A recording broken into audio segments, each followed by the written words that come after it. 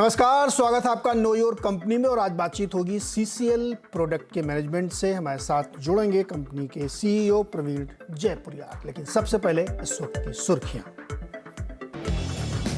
अमेरिकी central bank की बैठक से पहले भारतीय बाजारों में जबरदस्त रौनक। सेंसेक्स में 900 पॉइंट की तेजी, निफ्टी भी 17,900 के ऊपर। निफ्टी बैंक में 750 पॉइंट की तेजी। छोटे और मझोले शेयर भी जमकर दौड़े।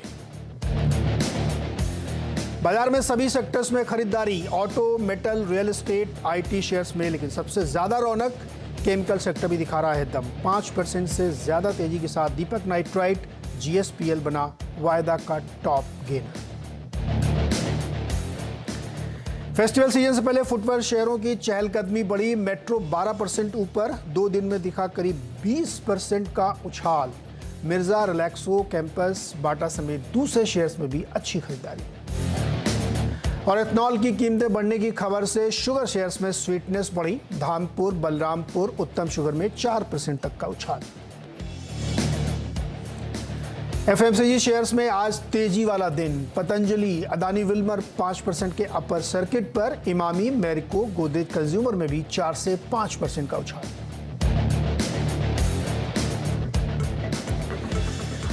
बाजार में नजर डालिए, बहुत ही शानदार तेजी। 270 पॉइंट की मजबूती के साथ निफ्टी 17,887 पे 90 पे रादर अब खड़ा हो गया है। बिल्कुल 17,900 की तरफ बढ़ चला है और 850 पॉइंट की मजबूती सेंसेक्स में। बैंक निफ्टी भी पीछे नहीं है, करीब करीब 675 पॉइंट की तेजी के साथ 41,581 है। गाबा सर हमारे साथ जुड़े। गाबा सर, आपने सुबह 10:30 वाले शो में कहा था कि बैंक निफ्टी आपको लगता है कि बहुत तेजी से सर पर दौड़ेगा, और वो दौड़ रहा है। अभी क्या लक्ष्य होगा? देखिए, मुझे लगता है बैंक निफ्टी अब भी अच्छा लगता है। इनफैक्ट लेवल है इम्पोर्टेंट 41,500। अगर इसके ऊपर भी आज क्लोज मिल जाता है, कल परसों ऊपर दिखे, आप वीकली एक्सपायरी यहाँ से हायर देखेंगे। खाली 41,500 के ऊपर क्लोज करना है और मुझे लगता है कि करेगा, क्योंकि जो भी रिएक्शंस आ रही है वो नॉर्मल है और एब्जॉर्ब हो रही है, निफ्टी हो या बैंक निफ्टी। मुझे लगता है यस, अपना गबा सर, क्या ये इस बार की रैली में 18 के पार बंद होगा? ऐसा लगता है। उसका रीजन एक है कि आज गैप अप, कल मैंने दोपहर के 2:30 बजे के शो में कहा था कि गैप अप होने की संभावना, और वो आज गैप अप हुआ, उसके बाद शॉर्ट स्क्वीज हुआ क्या in the process? Gap up तो हो गया, कोई बात नहीं। इन द प्रोसेस पैटर्न बन गया, जो कि हम कहते हैं आइलैंड रिवर्सल। तो 2 दिन का आइलैंड रिवर्सल हुआ, तो एक रिवर्सल पैटर्न है जो कि नीचे आया, फिर एक अपमूव शुरू हो गया as a reversal pattern.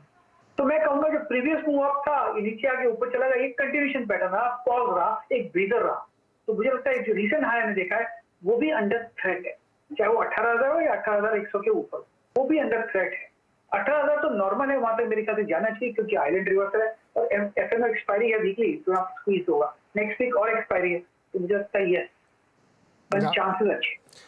Gauba sir, आज आपके जुबान पे सरस्वती जी का वास है। सुबह हम लोगों ने शूज शेयर की चर्चा की थी। मेट्रो ब्रांड्स देखिए 11% ऊपर है, 900 पार कर गया। आप सुबह ही कह रहे थे कि 900 पार कर जाएगा। थैंक यू, शुक्रिया।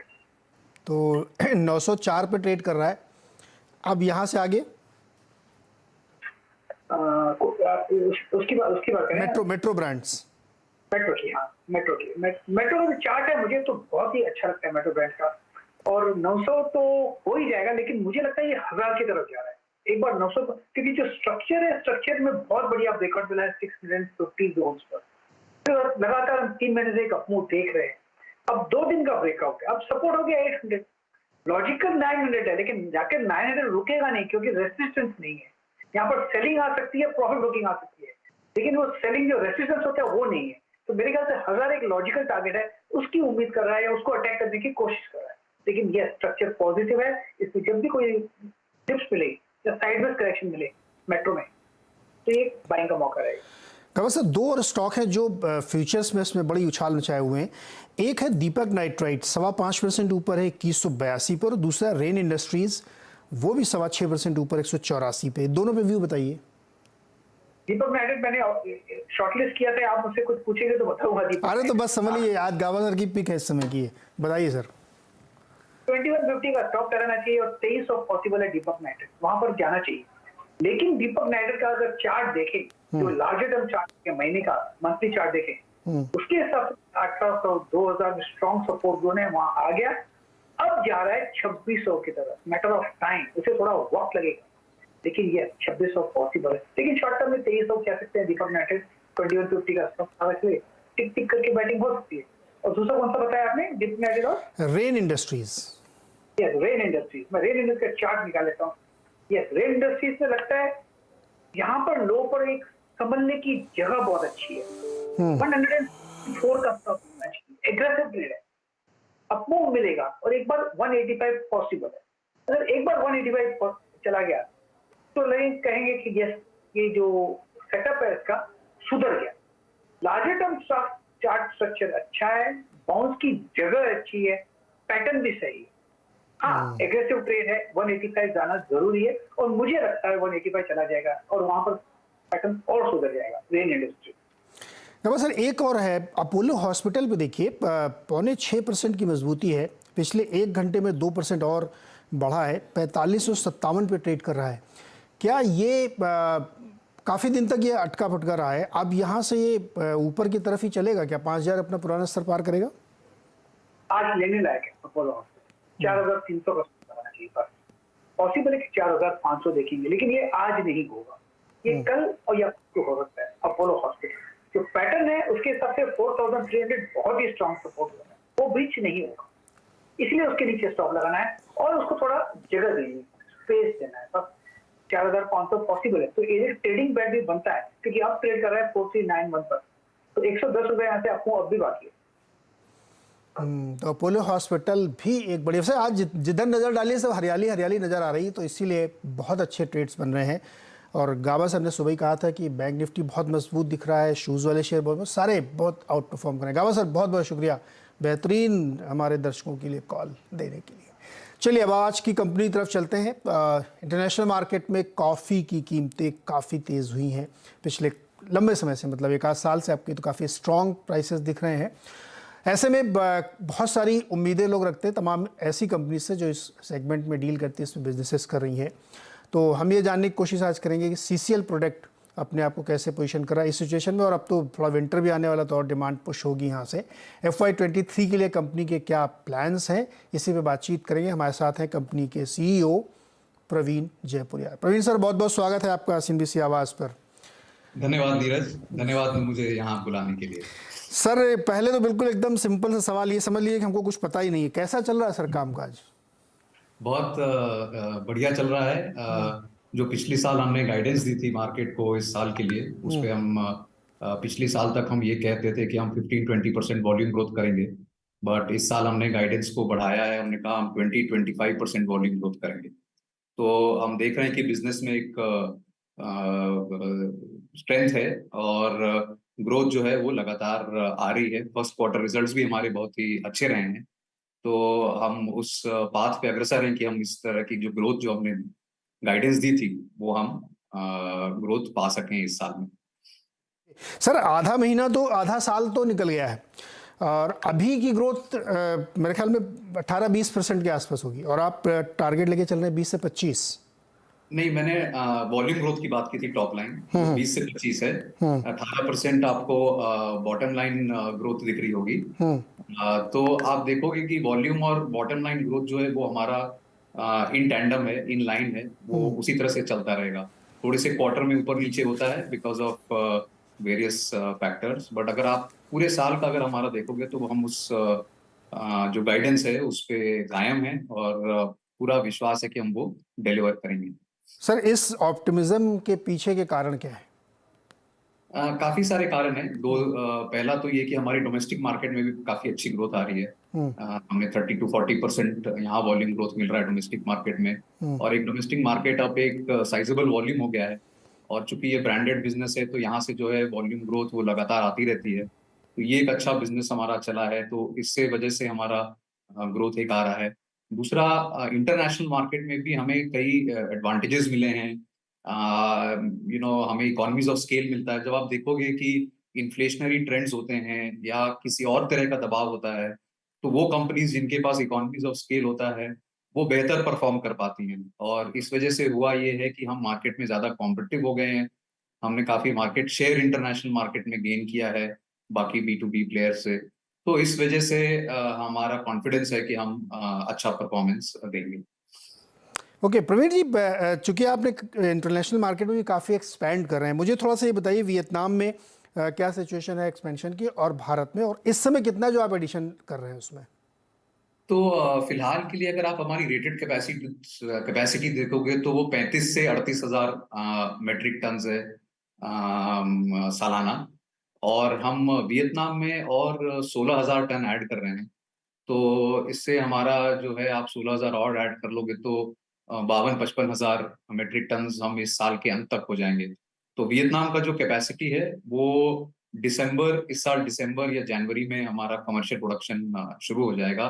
ऑन ट्रैक है प्रोजेक्ट, सब कुछ टाइम पे है। और तब हमारा एनुअलाइज टर्नओवर जो है वो 52 से 55,000 टन हो जाएगा। और सब्सिक्वेंटली हम इंडिया में भी कैपेसिटी एक्सपैंड करने वाले हैं। वो अलग एक 16,000 टन और देगा हमको। तो 16,000 टन अगर और ऐड कर देंगे 55,000 टन से, तो ऑलमोस्ट हम 70,000 टन हो जाएंगे 2024 के अंत आते आते। तो ये जो वियतनाम में आप ब्राउनफील्ड कर रहे हैं, वो कैसे कर रहे हैं? एक्वायर कर रहे हैं, लीज पे ले रहे हैं, और उस पे पैसे कितने खर्च कर रहे हैं? तो वियतनाम में जब हमने पहली फैक्ट्री लगाई थी, हाँ, तभी हमने एक्सपेंशन को दिमाग में रखा था। हाँ, हाँ। और जो लैंड है या इंफ्रास्ट्रक्चर है वो उसी हिसाब से बनाई थी। तो हमें बस सिर्फ इक्विपमेंट और यूटिलिटीज लगानी थी इसमें। और इस वाले एक्सपेंशन में हमारा करीबन करीब 25 से 30 मिलियन डॉलर केपेक्स लगेगा। तो वो खर्च है हमारा इस एक्सपेंशन के लिए। ओके। अच्छा, ये इस टोटल डेट आपका इस वक्त कितना है, अगर मैं डेट इक्विटी के संदर्भ में भी पूछूं तो? डेट इक्विटी अगर आप देखोगे तो 0.4% के आसपास है हमारा, जो कि काफी हेल्दी लेवल्स पे है। हाँ। और जनरली जब भी हम एक्सपेंशन करते हैं हम ये कोशिश करते हैं कि हमारा अराउंड 5 इयर्स के आसपास ये आ जाए, क्या नाम है, रिटर्न आ जाए, जो कि एक बहुत ही हेल्दी टाइम पीरियड है। और एज वी स्पीक हमने ऑलरेडी, जब हम एक्सपैंड कर रहे हैं तो आपको मैं एक बात बताऊं कि हम ऑलरेडी थर्ड पार्टी से कॉफी ले रहे हैं ऑलमोस्ट 2,000 से 3,000 टन। इसका ये मतलब है कि एक्सपेंशन हम करेंगे अगर 16,000 टन, तो 3-4 हजार टन तो हमारा डे 1 से जो है वो कैपेसिटी यूटिलाइजेशन हो जाएगा। तो ये अगर हम इस तरह का, चूंकि बिजनेस मॉडल इतना स्ट्रांग है, इसलिए हम आशा करते हैं कि हमारा रिटर्न जो है वो काफी बढ़िया रहेगा। और डेट का जो है वो भी टर्नओवर टाइम है, जो रिटर्न टाइम है वो काफी जल्दी हो जाता है। ये जो नई कैपेसिटीज आप कह रहे हैं जिसमें 2000 तो आप थर्ड पार्टीज ले रहे हैं, वो इसमें यूज हो जाएगी, फुल यूटिलाइजेशन कब तक हो पाएगा ये? 3 साल में हम आशा करते हैं कि हमारा फुल यूटिलाइजेशन जो होता है वो जनरली हम 80-85% तक कर पाते हैं। हाँ। क्योंकि तरह तरह का ब्लेंड होता है, तरह तरह के प्रोडक्ट्स होते हैं, तो फुल जाना 100% जाना मुश्किल होता है। बट 80-85% जो है वो हम 3 साल में आशा करते हैं कि हमारा हो जाएगा। फर्स्ट ईयर हम 30-35% सोचते हैं, सेकेंड ईयर 50-60, और थर्ड ईयर आते आते 80-85% हमारा कैपेसिटी यूटिलाइजेशन। मतलब FY25 के एंड तक आप पूरा कर लेंगे? Correct, correct.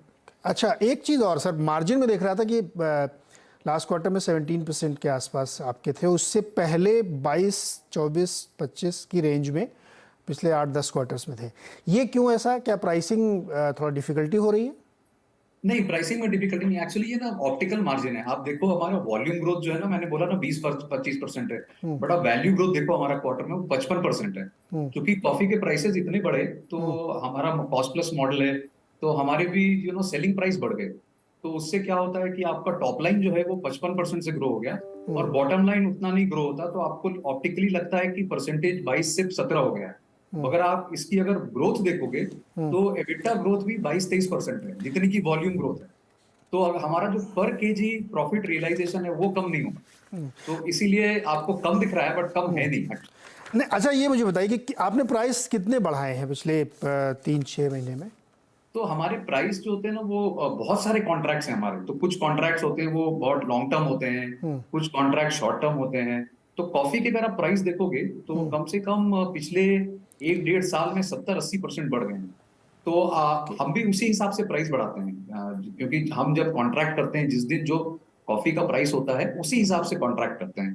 तो वेटेड एवरेज देखोगे आप, तो जो हमारे रिजल्ट्स में दिख रहा है कि हमारा 55% वैल्यू ग्रोथ आया है, और वॉल्यूम है 20-25%, यानी हमको 30-35% प्राइस इंक्रीज का एडवांटेज मिला है। ओके, अभी और बढ़ने की गुंजाइश है, बढ़ेंगे और प्राइस? हाँ, अभी तो इंटरनेशनल, हाँ तो बढ़ेंगे क्योंकि बेसिस का फर्क आएगा। तो आप देखोगे तो अगले 1-2 क्वार्टर में भी हम देखेंगे कि प्राइस एडवांटेज काफी मिलेगा, क्योंकि पिछली साल इस समय कॉफी के प्राइसेस बढ़ने शुरू हुए थे और उसके बाद जाके स्टेबलाइज होगा। अभी हम देख रहे हैं कि कॉफी के प्राइसेस थोड़े स्टेबलाइज लेवल पे हैं, ऑल्दो हाई लेवल पे हैं, बट और नहीं बढ़ रहे बहुत ज्यादा।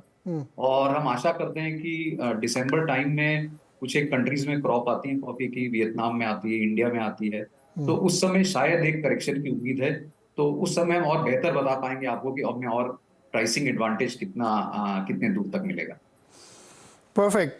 प्रवीण जी, आपने मुझे ध्यान है लास्ट टाइम हम लोगों ने बात की थी तो प्लांट बेस्ड प्रोटीन सेगमेंट में आपने एंट्री की थी, उसमें क्या अपडेट है, क्या क्या नई चीज़ें कर रहे हैं उसमें आप? तो उसमें बहुत ज्यादा अपडेट नहीं जो हमने पिछली बार बात की थी। मैंने आपको पिछली बार बताया था कि हम एक टेस्ट मार्केट कर रहे हैं सिर्फ 3 सिटीज में। तो अब हम जो है अगले क्वार्टर में 3-4 और सिटीज में एक्सपैंड करेंगे। ये कैटेगरी ऐसी है क्योंकि ये कॉन्सेप्ट सेलिंग है, इसमें थोड़ा टाइम लगेगा लोगों को इस कैटेगरी को समझने में और अडॉप्ट करने में। बट हम काफी कुछ कर रहे हैं इस कैटेगरी में, इसको प्रमोट करने के लिए काफी सैम्पलिंग कर रहे हैं मार्केट में, लोगों को कॉन्सेप्ट के बारे में बता रहे हैं, प्रोडक्ट टेस्ट करवा रहे हैं। तो ये एक एक सीडिंग एक्सरसाइज है जो हमने लॉन्ग टर्म के लिए प्लान किया हुआ है। और हम आशा करेंगे कि हम इसमें हल्के कदम रखेंगे लेकिन स्ट्रॉन्ग कदम रखेंगे। फीडबैक कैसा था इसमें, कैसा लोगों का रिस्पांस कैसा मिल रहा है? काफी अच्छा रिस्पांस है। इनफैक्ट लोगों को बड़ा ताजुब हो रहा है कि हम एक ऐसे प्रोडक्ट्स बना रहे हैं जो बिल्कुल ही प्लांट से बने हुए हैं और नॉनवेज नहीं है, बट टेस्ट वैसे ही करते हैं।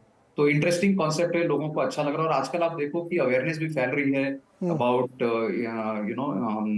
Environment, about crime against animals. तो ये सब चूंकि कॉन्सेप्ट लोगों को धीरे धीरे जो है वो बढ़ते जा रहा है, लोगों को सीप इन कर रहा है। तो ये कॉन्सेप्ट लोगों को बड़ा अच्छा लग रहा है। बट आपको बता दूं कि अभी ये टाइम लगेगा, क्योंकि ये आप देखो एक बहुत ही अपर लेवल ऑफ स्ट्रेटा जो है सोसाइटी की, वो इन सब बातों में अभी सोच रही है। तो ये धीरे धीरे पर्कुलेट होगा, नीचे लोगों को अवेयरनेस आएगा, तो धीरे धीरे करके ये कैटेगरी बढ़ेगी। आपने इसका कुछ नाम भी बड़ा इंटरेस्टिंग से रखा था इस प्रोडक्ट के लिए। ग्रीन बर्ड रखा है। Green bird. हाँ, क्योंकि ये प्रोडक्ट जो है वो आपको नॉनवेज जैसे टेस्ट करते हैं, बट बने हुए प्लांट से हैं। तो मैं ग्रीन मुझे ध्यान आ रहा प्रवीण जी, मैंने आपसे कहा था इसमें बर्ड आपने जो लगा दिया ना, इससे फिर से नॉनवेज की फीलिंग आती है। तो जो चूंकि लोगों को नई कैटेगरी के बारे में आपको एक वो चाहिए होता है, बेंचमार्क चाहिए होता है कि भाई आपने कैसे किया है, तो उस वजह से ये नाम हमने वो करा है। होपफुली धीरे धीरे जब लोगों को कैटेगरी समझ में आने लगेगा तो इसको अडॉप्ट करेंगे। ओके, आई होप कि आप इसको लॉन्च करें तो हम लोग देखें कि क्या किस तरीके का रियल रिस्पांस आता है। अभी तो आप फीडबैक ही ले रहे हैं, टेस्ट ट्रायल है। और 3 शहर मेरे ख्याल में चंडीगढ़ था, एक पुणे था और एक दिल्ली था शायद। हाँ, चंडीगढ़, पुणे और दिल्ली नहीं, चंडीगढ़, पुणे, हैदराबाद, चंडीगढ़, पुणे, हैदराबाद, मुंबई में भी करिए ना। दिल्ली और बैंगलोर और इन सब जगह में एक्सपैंड करेंगे। और आशा करते हैं कि अगले क्वार्टर में हम और 3-4 जो हमारे मेट्रोज हैं वहां हम इसको एक्सपैंड कर पाएंगे। ओके प्रवीण सर, बहुत बहुत शुभकामनाएं और उम्मीद करते हैं कि अब ये जल्द से जल्द आप मुंबई में भी टेस्ट करिए। देखिए यहाँ भी बहुत आपको टेस्ट कराएंगे। ग्रीन बर्ड के लोग शौकीन मिलेंगे आपको। वैसे भी ये ट्रेंड बढ़ रहा है, प्लांट बेस्ड प्रोटीन का काफ़ी फैशन चल रहा है लोगों को, और थोड़ा सा इन्वायरमेंट और इन सब कॉन्शियसनेस की वजह से भी हो रहा है। प्रवीण सर, बहुत बहुत शुक्रिया और शुभकामनाएं आपको। अगले क्वार्टर में हम लोग देखेंगे फिर, और जाड़ा का सीजन आ रहा है तो कॉफ़ी वॉफ़ी और ज़्यादा डिमांड में आएगी। बहुत बहुत शुक्रिया सर हमारे साथ जुड़ने के लिए। बहुत बहुत धन्यवाद। CCL प्रोडक्ट एक लीडिंग कंपनी है कॉफ़ी की और पूरी दुनिया में इनका कारोबार है। 526 रुपये पर स्टॉक ट्रेड कर रहा है इस समय। और जैसा कि मैनेजमेंट कह रहा है कि वो बहुत ऑप्टिमिस्टिक है कि यहाँ से आगे जाते हुए बड़ी अच्छी ग्रोथ है और कंपनी बहुत एक्सपेंड करे। वियतनाम में नई यूनिट आ रही है इनकी, ब्राउन फील्ड, ग्रीन फील्ड, 2 तरह के प्रोजेक्ट्स आ रहे हैं। इंडिया में भी ग्रीन फील्ड प्रोजेक्ट्स आ रहे हैं, तो हम लोग इस पर नज़र रखेंगे। फिलहाल एक छोटा सा ब्रेक के बाद मार्केट बात करेंगे। और मार्केट में ज़बरदस्त तेज़ी है भाई, 800 पॉइंट के आसपास सेंसेक्स में तेज़ी है। 650 पॉइंट की मजबूती के साथ बैंक निफ्टी 41,554 पर इस समय ट्रेड कर रहा है, 41,556। और निफ्टी में नजर डालिए 17,860, 240 पॉइंट की शानदार मजबूती। एडवांस डिक्लाइन पे नजर डालिए, 1952 शेयर बढ़ने वाले हैं, 838 गिरने वाले, 2.3:1 का एडवांस डिक्लाइन है। तो एक बेहद मजबूत सेशन आज का रहा और बहुत सारे सेक्टर्स और स्टॉक्स में तेजी है। लेकिन इसके आगे अभी इस वक्त आपको क्या रणनीति बनानी है, कहाँ ट्रेड बनाने हैं, ये सब आपको बताएंगे हर्षदा और वीरेंद्र कमाई के अड्डा में छोटे से ब्रेक के बाद।